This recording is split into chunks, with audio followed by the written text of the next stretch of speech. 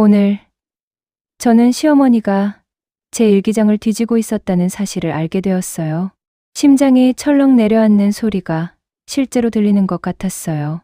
나는 거실 한가운데 멈춰 서서 시어머니의 뒷모습을 바라봤어요.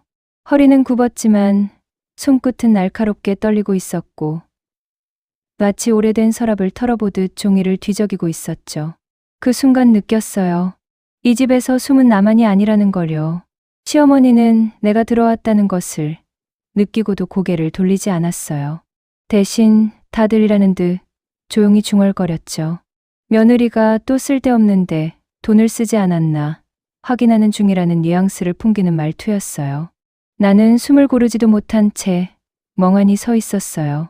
이게 지금 정상인가? 누가 누구를 감시하는 건가? 그런 질문이 머리를 꽉 채웠어요. 며칠 전에도 시어머니는 내 가방을 열어보았어요. 그걸 직접 보지는 못했지만 가방 가장 깊숙한 칸에 있던 영수증이 바깥으로 나와 있는 걸 보고 직감했죠. 이상한 일이 한 번이면 의심이지만 두 번이면 확신이에요. 시어머니는 나를 감시하고 있었어요. 아니, 이미 오래전부터 그랬던 것 같아요. 나는 조심스럽게 말했어요. 왜 제 방 책상에 있는 일기장을 보셨냐고요. 시어머니는 잠시 정적을 만들더니 아무렇지 않은 듯 말했다는 듯한 태도로 말했어요. 며느리가 혹시 또 낭비할까봐 걱정돼서라는 투였어요. 내가 쓴 기록이 낭비인지 감정인지 사생활인지 그 경계가 시어머니에게는 존재하지 않는 것 같았어요. 나는 속으로 중얼거렸어요. 내가 당신의 빚을 대신 갚았던 순간부터 우리의 관계는 가족이 아니라 채권자와 채무자처럼 변해버렸구나. 시어머니는 나를 지나치게 경계하고 있었고 나는 시어머니의 감시에 점점 숨이 막혀갔어요. 시어머니가 주방에서 내 카드 결제 내역을 다시 보는 걸 발견했을 때 나는 더 이상 참지 못했어요. 그때 시어머니는 말했다는 듯한 시선으로 나를 바라보며 말했어요. 현금으로 쓰라고, 카드 쓰면 통제가 안 된다고. 그러면 또 빚이 쌓인다고요. 나는 속으로 울컥했어요. 그 빚, 내가 다 갚았는데 왜 내가 통제받고 있는 건가요? 왜 당신은 고마움보다 의심을 선택한 건가요? 그날 밤 남편에게 조심스럽게 이야기했어요. 하지만 남편은 피곤하다는 말만 반복하며 회피했어요. 그 순간 나는 이 집에서 고립된 존재라는 걸 깨달았어요. 남편도 시어머니도 어느 누구도 내 감정을 보려고 하지 않았어요. 나는 그저 이 집안의 재정관리인이자 방패처럼 취급되고 있었죠. 며느리로서의 나, 아내로서의 나, 개인으로서의 나는 점점 무너지고 있었어요. 그리고 깨달았어요. 이 집의 공기는 이미 가족의 냄새가 아니었어요. 감시, 의심, 불안, 침묵, 그런 것들이 문틈마다 스며 있었어요. 이 집안의 균열은 이미 시작된 지 오래였고 나는 이제 그 균열의 한복판으로 빠져들고 있다는 사실을 인정해야 했어요. 그러나 그때는 몰랐어요. 이 모든 파국의 시작이 아직 드러나지도 않은 부채의 진실에 숨어 있었다는 것을요. 시어머니의 불안은 단순한 간섭이 아니라 더 큰 두려움의 증상이었다는 거려. 이제 나는 그 미궁 속으로 한 발 더 들어가야만 했어요.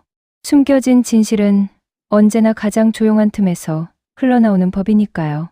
나는 요즘 들어 시어머니의 말과 행동이 왜 이렇게 뒤틀리고 과열되어 있는지 계속 고민했어요. 간섭, 감시, 비난, 이 모든 게 단순한 성격 문제가 아니라는 예감이 자꾸만 들었어요. 그리고 어느 날 나는 남편이 술에 취한 채 중얼거리던 말 한 조각에서 이 모든 비극의 첫 흐름을 거슬러 올라가기 시작했어요. 남편은 소파에 기대 앉아 웅얼거렸어요. 며느리가 아니었으면 우리 집 끝났을 거라고요. 누구에게 한 말도 아니었고 나한테 들리려고 한 말도 아니었지만 그 말은 내 귓가에서 오래도록 떨렸어요. 나는 다 알고 있다고 생각했는데 아직 아무것도 모른 상태로 싸움만 하고 있었다는 생각이 들었어요.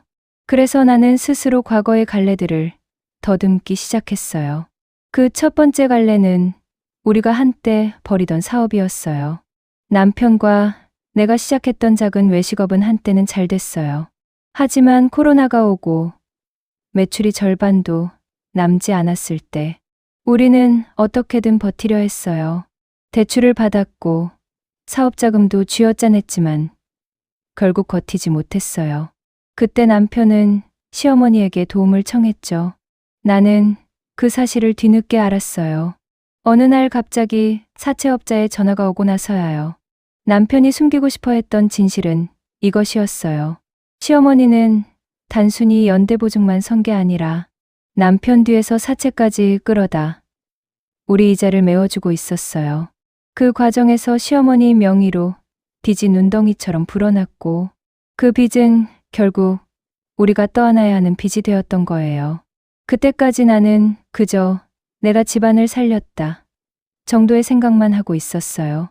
실제로 은행 대출, 카드론, 사채까지 한꺼번에 상환하면서 나는 마치 가족의 구원자라도 된 것처럼 착각했어요.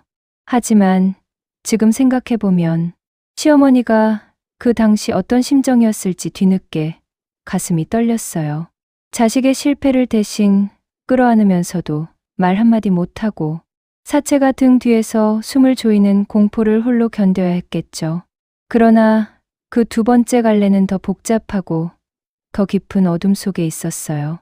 시댁이라는 이름의 체면과 명예에 관한 갈래였죠. 시어머니는 평생 믿어왔던 지역재단에 투자를 했어요. 그 재단은 오랫동안 유지되던 단체였고 주변 사람들도 다 신뢰했다고 하더라고요. 그런데 어느 날 재단 대표가 횡령을 저지른 사실이 터졌고 그 재단은 순식간에 부도가 났어요. 언론에서 시댁 이름이 오르내렸고 시어머니는 동네에서 별별 소문을 다 들어야 했어요. 시댁의 체면이 한순간에 무너지는 것 같았겠죠. 그때 남편은 직장에서도 압박을 받았어요. 가문의 이미지가 손상되었다고요. 시어머니는 그런 남편을 보면서 자신 때문에 집안이 웃음거리가 될까 두려워했겠죠. 그때 내가 움직였어요.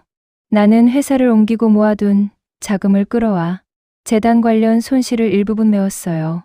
그 덕분에 시댁이 여론의 공격을 덜 받고 넘어갈 수 있었어요.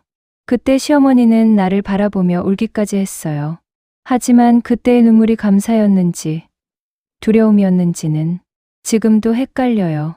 내가 그때 손을 뻗어준 것이 시어머니에게는 또 다른 빚이 되었을지도 모르니까요. 그리고 마지막, 가장 충격적인 세 번째 갈래. 시어머니가 가족 누구에게도 말하지 않았던 진실.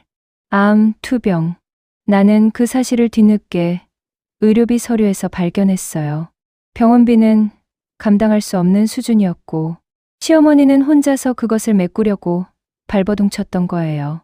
그때 사채를 쓴 건 사업을 돕기 위한 것도 있었지만 자신의 치료비 때문이기도 했죠. 나는 문서를 들고 한참 서 있었어요. 나를 향한 시어머니의 적대가 순수한 악의만은 아니라는 걸 깨달았어요. 그건 통제받을까 두려운 사람의 몸부림이었어요. 나는 죄책감과 연민이 한꺼번에 밀려오면서 내가 갚았던 빚이 단지 돈이 아니라 시어머니가 꾸역꾸역 감추고자 했던 자존심과 공포였다는 걸 뒤늦게 이해했어요. 그럼에도 불구하고 그 빚을 갚은 순간 시어머니의 마음속에서는 내가 두려움의 원인이 되어버린 거겠죠.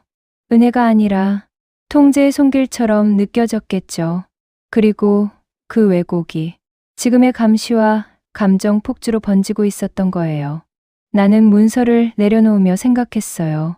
이제야 시어머니의 분노가 어디서 왔는지 이해하게 되었다고요.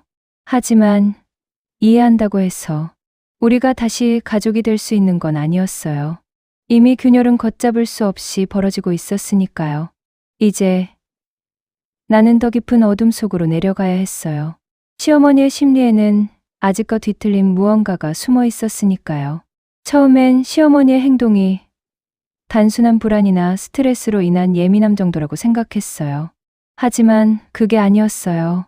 나는 어느 날 이해할 수 없는 한 장면을 목격하고 나서야 시어머니의 마음속에서 무엇이 뒤틀려가고 있는지 알아차렸어요. 그날 나는 손주 장난감을 정리하다가 시어머니가 안방문을 아주 살짝만 열고 내 방 쪽을 향해 그대로 몇 분 동안 서 있는 모습을 봤어요. 말을 걸려는 것도 아니었고 도와주려는 기색도 아니었어요. 그저 관찰하고 있었어요. 숨소리조차 최대한 죽인 채 내 동선을 감시하는 사람처럼요. 나는 순간 등골이 싸늘해졌어요. 저건 가족의 시선이 아니라 빚을 진 사람에게 구속당할까 두려워하는 감시자의 시선이었어요. 그 장면을 본 뒤로 퍼즐처럼 흩어져 있던 조각들이 맞춰지기 시작했어요. 시어머니는 내가 갚은 빚을 은혜나 도움으로 받아들이지 않았어요. 오히려 내가 시어머니의 삶을 장악할 수 있는 힘을 가지게 되었다고 왜곡해서 받아들이고 있었던 거예요. 불안은 의심으로 자라고 의심은 공격으로 변해요. 그리고 공격은 통제 욕구로 번지죠. 그 무렵부터였어요. 시어머니가 내 일거수일투족에 간섭하기 시작한 건 장 보러 나갔다 들어오면 시어머니는 냉장고 문을 조용히 열어 내가 무엇을 샀는지 살펴보았어요. 표정은 아무렇지 않은 척하지만 손끝은 미세하게 떨리고 있었어요. 그 떨림 속에 감춰진 건 두려움이었어요. 내가 다시는 시어머니의 인생에 돈을 쥐어줄 수 없다는, 부채 관계에서 약자가 될 수 없다는 공포. 시어머니는 어느 날 말했어요. 이제부터 집 안에서는 현금을 쓰는 게 좋겠다고요. 카드 사용은 흔적이 남아 누가 집안 경제를 쥐고 있는지 보이니까 그게 두려웠던 거겠죠. 하지만 시어머니는 이유를 말하지 않았어요. 그저 내가 맞춰야 한다는 듯 말했어요. 나는 납득할 수 없었어요. 내가 무언가를 잘못한 것도 아닌데 왜 소비 습관까지 통제를 받으려 해야 하는지 이해가 안 됐어요. 그러던 어느 날 시어머니는 갑자기 통장을 분리하자고 말했어요. 근데 그 말 속엔 감추려는 마음이 아니라 되려 선전포고 같은 기묘한 긴장이 담겨 있었어요. 마치 누가 누구에게 빚을 갚았는지 그 힘의 균형을 다시 정리하자는 듯한 눈빛이었어요. 내 속에서는 억울함이 부글부글 끓기 시작했어요. 내가 도왔잖아요. 내가 이 집을 살렸잖아요. 내가 희생했잖아요. 그런데 왜 내가 죄인처럼 굴어야 하는지, 왜 내가 가해자처럼 취급받아야 하는지 도무지 납득할 수가 없었어요. 하지만 시어머니의 마음속에서는 전혀 다른 시나리오가 쓰이고 있었던 거예요. 시어머니는 스스로를 빚을 갚아준 사람에게 종속될 위기에 놓인 약자로 상상하고 있었어요. 그리고 그 상상은 현실보다 더 강력하게 시어머니의 행동을 조종했어요. 나는 어느 날 밤 우연히 시어머니의 중얼거림을 들었어요. 나한테 주도권을 넘기면 안 된다는 듯한 말들이었어요. 구체적이진 않았지만 그 말의 떨림과 음색 속에는 어떤 절박함이 숨어 있었어요. 그때 깨달았어요. 시어머니는 나를 며느리로 보는 게 아니라 자신의 삶을 위협하는 경제적 권력으로 보고 있다는 거려. 그래서 내 카드 내역을 몰래 들여다보고 내 소비를 통제하려 했던 거예요. 빚진 사람이 아니라 빚을 갚아준 사람이 두려웠던 거죠. 그러나 이 모든 뒤틀림이 앞으로 더 큰 폭풍을 불러올 줄은 그때의 나는 몰랐어요. 그저 매일 피곤할 뿐이라고 생각했어요. 서로를 오해한 채, 서로를 감시한 채, 가족이라는 말이 무색할 만큼 이상한 거리감 속을 걸어가고 있었어요. 그리고 그 불안과 오해는 어느 날 손주 적금이라는 작은 균열에서 터질 듯한 파국의 형태로 모습을 드러내기 시작했어요. 그날은 유난히 숨이 탁 막히는 아침이었어요. 공기가 무겁다는 느낌이 아니라 무언가가 이미 벌어졌는데 내가 아직 모를 뿐이라는 묘한 예감 때문이었어요. 나는 설거지를 끝내고 물기를 털어내던 중 휴대폰에서 익숙한 알림음이 울렸어요. 손주명의 통장 잔액 변동 알림이었죠. 나는 처음엔 단순한 이자 입금이겠거니 생각하며 별 의심 없이 확인 버튼을 눌렀어요. 그런데 화면을 본 순간 손끝이 얼어붙었어요.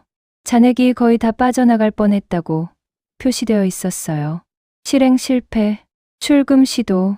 내 심장은 쿵 하고 떨어졌어요. 누구지? 왜? 어떻게? 나는 곧장 방으로 달려가 서랍을 뒤졌어요. 손주 적금 통장은 집안 누구도 몰래 건드릴 수 없는 것들이었어요. 아이의 미래니까요. 아이의 꿈이니까요. 그걸 누가 손대려 했다는 사실만으로도 온몸이 떨리기 시작했어요. 내 머릿속에서는 온갖 가능성이 스쳐갔지만 단 한 가지 가설만이 점점 또렷하게 떠올랐어요. 이 집에서 나 몰래 이런 걸 할 사람은 단 한 명뿐이라는 생각이요. 나는 천천히 시어머니 방문 앞에 섰어요. 문틈 아래로 새어나오는 고요함이 오히려 더 불길했어요. 살짝 문을 열어보니 시어머니는 서랍을 정리하는 척하며 손끝을 바쁘게 움직이고 있었어요. 그 모습은 어딘가 불안했고 무언가를 숨기고 있다는 기운이 확실히 느껴졌어요. 조심스레 말했어요. 어머니, 혹시 오늘 어디 다녀오셨어요? 시어머니는 돌아보지도 않은 채 대답했어요. 별일 없었다고요. 집에 쭉 있었다고요. 그 말의 끝이 너무 빠르게 닫혔어요. 단호하면서도 불필요하게 방어적인 말투였어요. 나는 입술을 깨물었어요. 어머니, 혹시 손주 적금 통장 건드신 건 아니죠? 그 말이 끝나자 시어머니는 서랍을 닫는 소리를 내며 잠깐 멈춰 섰어요. 그리고 아주 천천히 내 쪽으로 고개를 돌렸어요. 시어머니의 눈동자는 순간적으로 퍼렇게 얼어붙었다가 곧바로 당황과 분노가 뒤섞인 빛으로 흔들렸어요. 하지만 시어머니는 금세 표정을 지워냈어요. 아무렇지 않은 척하며 말했어요. 내가 왜 그런 짓을 하겠냐고요. 지금 나를 의심하는 거냐고요. 그 말에 억울함 뒤에 숨기고 싶은 진실이 묻어 있었어요. 나는 말없이 고개를 숙였지만 속으로는 온몸이 흔들리고 있었어요. 그때였어요. 내 휴대폰에 은행 상담원에게서 전화가 걸려왔어요. 어린이 적금 해지 관련해서 본인 확인이 필요하다는 연락이었어요.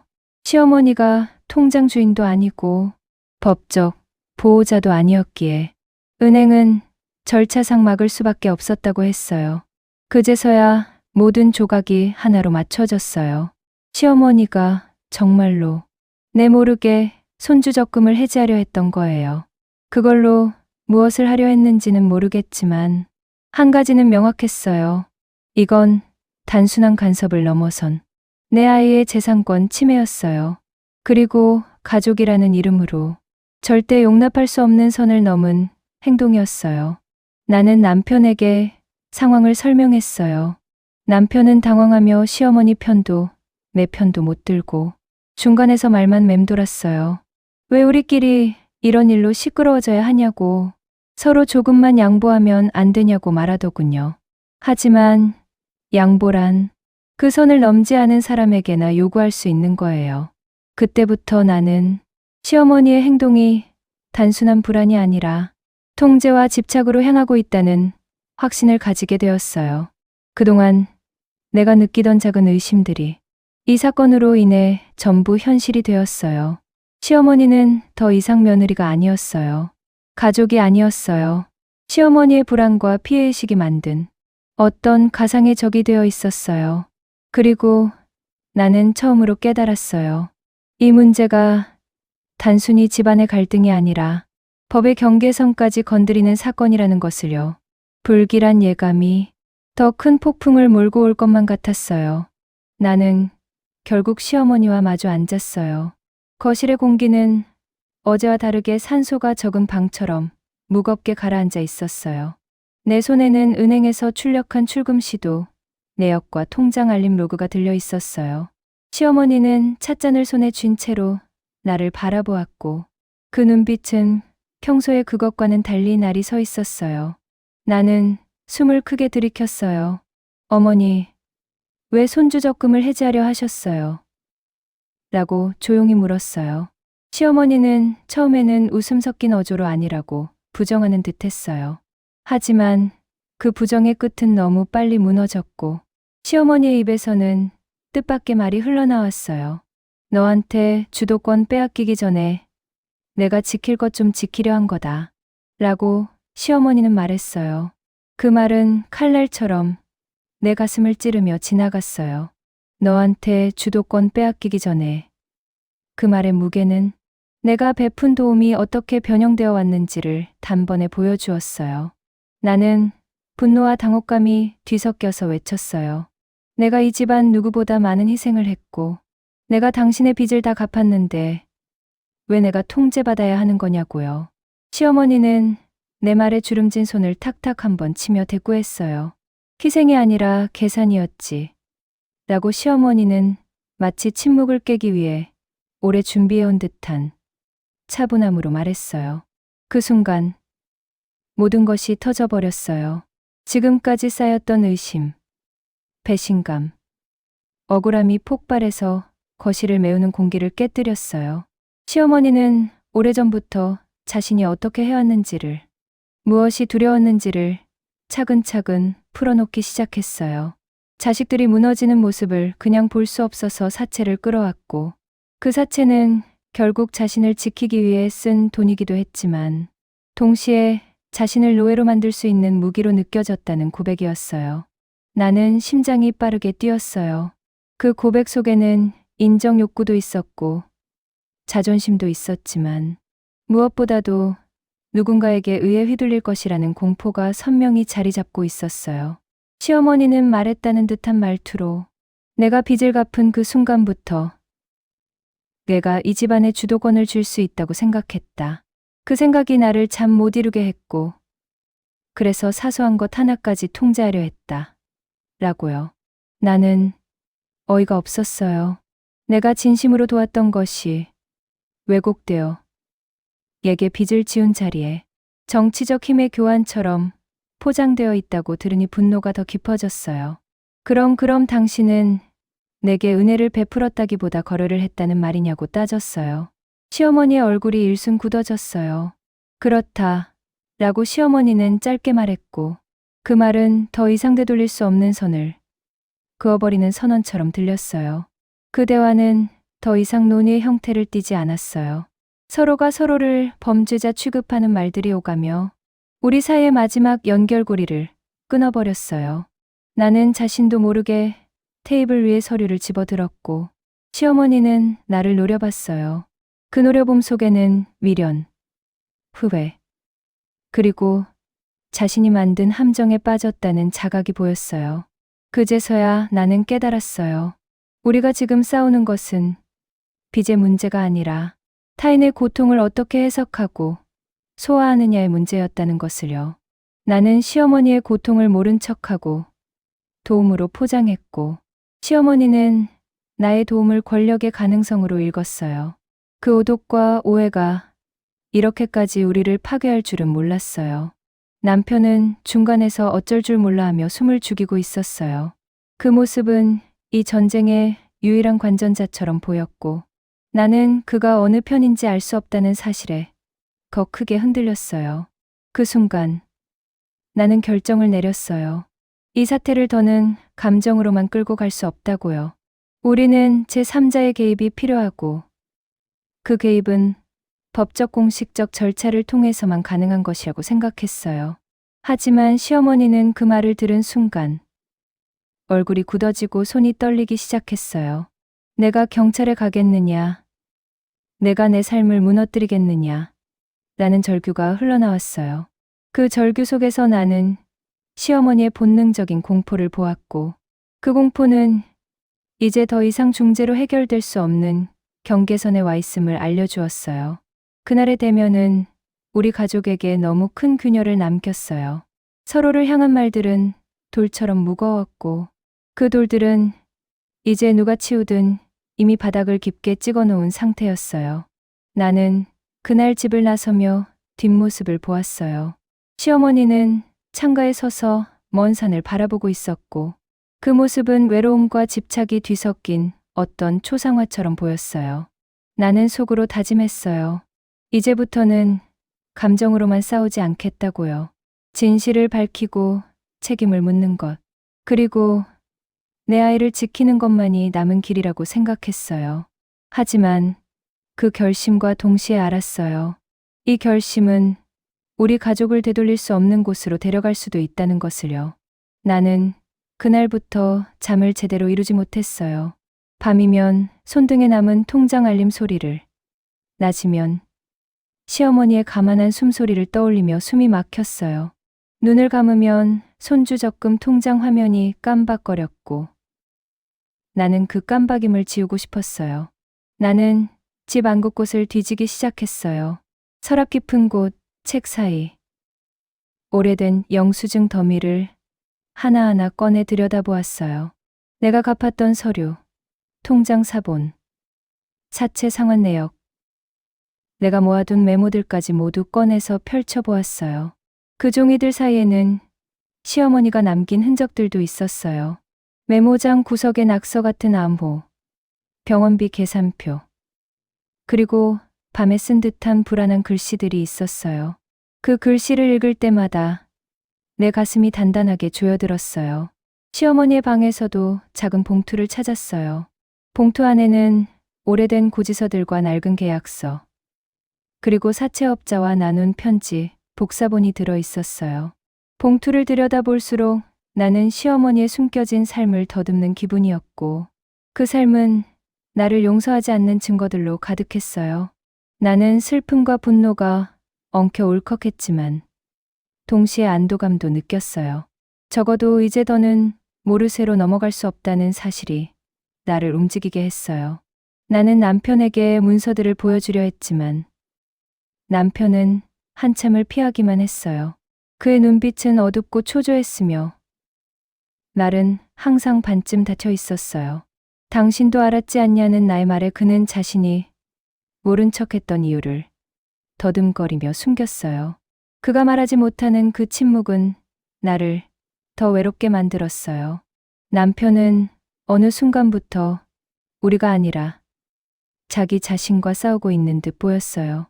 시어머니는 나를 향한 감시를 멈추지 않았어요. 냉장고에서 꺼낸 우유의 유통기한을 체크하는 것도, 손수 적어둔 가계부를 손바닥 위에 펼치는 것도 모두 내가 아니면 안 되는 일처럼 보였어요. 그러나 그 행동들 속에는 감시, 그 이상의 의미가 깔려 있었어요. 시어머니는 나의 지출 내역을 파일처럼 정리했고 나는 그 파일들 속에서 내가 누군가의 계산기였음을 확인했어요. 나는 더 이상 감정만으로 버틸 수 없다고 느꼈어요. 그래서 나는 복사본을 만들어 법원 제출용 자료를 정리하기 시작했어요. 은행 거래, 내역, 통장 알림 로그, 사채 관련 문서, 그리고 손주 적금의 해지 시도 기록까지 하나씩 전자 파일로 만들었어요. 내 손이 떨렸지만 손을 멈추지 않았어요. 이것을 정리하는 순간만큼은 내가 주체라는 느낌이 들었어요. 그 일이 알려지자 동네의 시선도 차갑게 달라졌어요. 누군가는 눈치를 보며 지나갔고 누군가는 조심스럽게 속삭였어요. 말없는 방문객처럼 찾아온 불편한 시선들은 우리 집을 더 쓸쓸하게 만들었어요. 나는 그 시선들 속에서 나와 시어머니 모두가 망가져가는 장면을 목격하는 기분이었어요. 집안의 균열은 점점 깊어졌어요. 시어머니는 나를 범죄자로 보는 듯한 의심의 눈초리를 드러냈고 나는 시어머니의 비밀을 폭로하려는 자로 보였어요. 남편은 중재자이기보다 두려움에 발목 잡힌 사람처럼 보였고 손주는 무언가 아는 듯 모르는 듯 집안을 오갔어요. 그러던 어느 날 시어머니는 내게 직접적인 요구를 해왔어요. 당장 통장을 내놓으라는 말이었어요. 그 요구는 법적 근거도 명분도 없는 것이었지만 그 말 속에는 위압과 공포가 깔려 있었어요. 나는 그 말을 듣는 순간 이 싸움은 더 이상 감정의 문제가 아니라 권력의 문제라는 것을 뼈저리게 느꼈어요. 나는 결심했어요. 이제는 변호사의 문을 두드릴 때라는 것을 알았고, 법적 절차를 통해 나의 권리와 아이의 미래를 지켜야 한다고 생각했어요. 내가 선택한 이 길은 가정의 평화를 깨는 일일지 모르지만, 더 큰 침해를 막기 위한 최후의 수단 같았어요. 이제 우리의 전쟁은 경제적 전쟁이자 법적 전장이 되어가고 있었어요. 변호사 사무실 문을 밀고 들어갈 때 나는 손이 축축하게 젖어 있는 걸 느꼈어요. 문 손잡이의 차가움이 내 결심을 더 단단하게 만드는 듯했어요. 사무실 안은 예상보다 따뜻했고 책장 한 켠에 놓인 법전들이 나를 진정시키려는 듯 조용히 서 있었어요. 나는 모든 자료를 책상 위에 쏟아놓았어요. 은행 로그, 통장 사진, 통화 녹취록, 내 휴대전화에 남겨둔 상담 내용의 요약, 시어머니의 메모, 복사본까지. 변호사는 하나하나를 침착하게 살펴보며 우리가 취할 수 있는 법적 조치들을 설명해 주었어요. 손주 적금의 해지 시도는 명백한 재산권 침해에 해당할 수 있고, 지속적인 감시는 개인정보 침해와 정서적 학대의 근거가 될 수 있다고요. 나는 변호사의 말을 들으면서도 심장이 빠르게 뛰었어요. 법이라는 이름의 냉정한 언어들이 오히려 내 심장을 더 냉정하게 만들었고, 나는 결심을 굳혔어요. 우리는 내용 증명 발송, 임시 금전분리 신청, 필요하면 가정법원과 경찰 신고까지 고려하기로 했어요. 변호사는 내가 원하는 것이 무엇인지 명확히 물었고, 나는 오직 한 가지를 말했어요. 아이의 통장과 내 재산을 지키고 더 이상 누군가의 공포를 대가로 삼지 않겠다고요. 집으로 돌아가는 길은 길게 느껴졌어요. 도시의 소음마저 내가 들으면 모두 내 심장 박동과 동조하는 듯했어요. 집 현관문을 열자 시어머니는 마치 무언가를 예상이라도 한 것처럼 거실에 서 있었어요. 그녀의 눈은 날카로웠고 내 돌아온 모습에서 자신이 이룰 수 있는 것을 계산하고 있는 듯했어요. 나는 침착하게 말했다는 듯한 어조로 변호사 상담을 마쳤고, 내가 무엇을 하려는지 분명히 알리겠다고 말했어요. 시어머니는 그 말에 얼굴이 일그러졌고, 나는 그 순간 그가 이제까지 보여준 모든 감정이 두려움에서 나온 것임을 다시 확인했어요. 시어머니는 밤새 잠을 못 이루며 전화를 걸어댔고, 남편은 점점 더 위태로운 줄타기를 하며 날 피하려고 했어요. 그 줄타기 속에서 나는 더 이상 그를 같은 편이라 부를 수 없음을 느꼈고, 그가 어디에 서 있는지 모르는 상태가 가장 고독한 자리임을 알았어요. 며느리로서의 나와 법적 주체로서의 내가 충돌하는 순간들이 이어졌어요. 나는 가족을 지키기 위해 법의 문을 연 여성인지 아니면 가족을 무너뜨리는 사람인지 스스로 질문했어요. 그 질문은 대답을 얻기보다 나를 더 정교하게 단단하게 만드는 것 같았어요. 우리는 내용 증명 발송을 결심했고, 동시에 가정 내 금전 분리를 위한 임시 조치 신청서를 준비하기로 했어요. 변호사는 절차와 예상되는 반응들을 설명해 주었고, 나는 그 모든 서류에 도장을 찍을 때마다 내 손이 더 떨리는 것을 느꼈어요. 그러나 그 떨림은 두려움보다는 책임감에서 비롯된 것이었어요. 결정을 내린 다음 날, 나는 가족 모임을 소집했어요. 식탁에 서류들을 두고 앉았고, 시어머니는 얼굴을 창백하게 하며 눈을 피했어요. 남편은 말을 더듬다가 결국 아무 말도 하지 못했어요. 나는 조용히 말했다는 듯한 어조로 내가 할 일을 설명했고, 그것이 아이를 위한 최소한의 방어이며 우리 모두를 위한 정리라고 말했어요. 시어머니의 눈에서 처음으로 후회의 빛이 번졌지만 그 빛은 곧 분노와 수치심으로 바뀌었어요. 당신은 내 삶을 망치려 한다. 라는 말이 나왔고, 나는 그 말에 더 이상 감정적으로 대응하지 않았어요. 나는 법의 절차를 통해 사실을 밝히겠다고 말했고, 누구도 선의로 포장된 폭력을 정당화할 수 없다고 덧붙였어요. 그날 밤, 집안은 전보다 더 깊은 침묵에 잠겼어요. 그 침묵은 우리가 서로에게 건넨 마지막 언어처럼 느껴졌고, 나는 그 침묵 속에서 우리가 이제 되돌릴 수 없는 선을 넘었다는 것을 알았어요. 법적 절차는 천천히 그러나 확실하게 진행되었어요. 내용 증명이 도착하고 임시 금전분리 신청서가 접수되자 집안은 더 이상 이전과 같지 않았어요. 사람들은 법의 문턱에서만 드러나는 냉정한 진실들을 마주했고 각자의 체면과 자존심이 부서져가는 소리를 들었어요. 시어머니는 처음에는 반발했지만 점차 주변 사람들의 시선과 사실, 관계 앞에서 자신이 취한 행동의 무게를 마주하게 되었어요. 나는 그 모습을 보며 가혹함과 연민이 동시에 올라왔어요. 그녀가 감춰온 병명과 병원비 영수증들, 그리고 밤새 적어둔 불안의 흔적들은 사람으로서의 그녀가 가진 약함을 증명하는 자료였고 그 약함이 사랑으로 포장되지 못했음을 알려주었어요. 남편은 그 사이에서 점점 더 초라해졌어요. 그는 결국 누구의 편도 들지 못한 채 공허하게 서 있었고 그의 무기력함은 가족의 중심을 무너뜨렸어요. 나는 그를 이해하려 했지만 그 이해는 나를 위로하지 못했어요. 그의 눈빛은 내가 처음 그를 사랑했을 때의 그 눈빛과는 달라져 있었고 나는 그 차이를 더 이상 메울 수 없음을 느꼈어요. 나는 재정적으로 독립하는 결정을 내렸어요.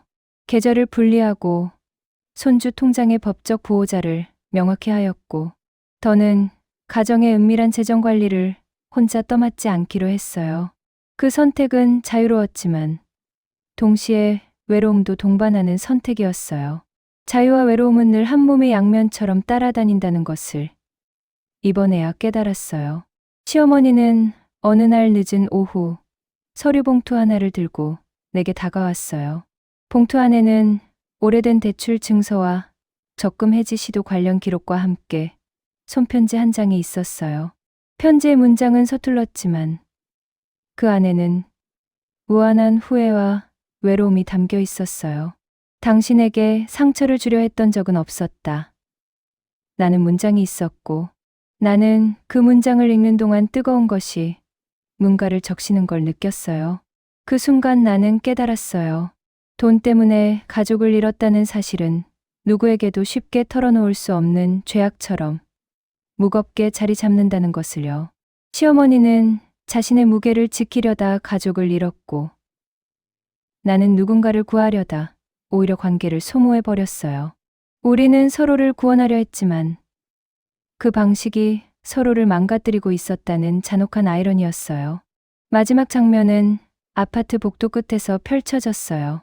나는 손에 서류 봉투를 들고 있었고 시어머니는 현관 앞에 서 있었으며 남편은 그 둘 사이에서 어정쩡하게 서 있었어요. 우리는 서로를 직접 마주 보지 못했고 봉투 하나가 우리 사이에 놓여 있었어요. 봉투 속에는 모든 기록과 증거와 우리가 서로에게 주고받지 못했던 말들이 담겨 있었어요. 나는 천천히 발걸음을 옮겼어요. 문을 닫고 나서 나는 뒤를 돌아보지 않았어요. 뒤돌아보는 순간이 우리 모두에게 또 다른 상처가 될까 두려웠기 때문이에요. 시어머니는 문턱에 서서 나를 바라보았고 그 표정은 말로 채울 수 없는 침묵으로 가득했어요. 남편은 그 자리에 서서 아무 말도 못했고 그의 눈빛은 나를 향해 있었다기보다 어디론가 멀리 향해 있는 듯했어요. 우리는 가족이라는 이름으로 서로를 해석하려 했지만 결국에는 각자의 공포와 자존심 때문에 서로를 해석하지 못했어요. 돈은 단순한 매개였지만 그 매개는 우리의 가장 기본적인 신뢰를 갉아먹었고 그 신뢰의 균열은 회복 불가능한 방식으로 자라났어요. 나는 집 앞 계단을 내려오며 마지막으로 봉투를 가볍게 흔들었어요. 종이들의 바스락거림이 잔해처럼 귀에 남았고 나는 그 소리를 오래 기억할 것 같았어요. 이제 우리는 각자의 삶으로 돌아갈 것이고 그 잔해 위에 새로운 일상을 쌓아야 할 것 같아요. 하지만 나는 확신해요. 이 일은 우리 모두에게 오래도록 남을 것이고 누구도 쉽게 잊지 못할 흔적을 남길 거라는 것을요.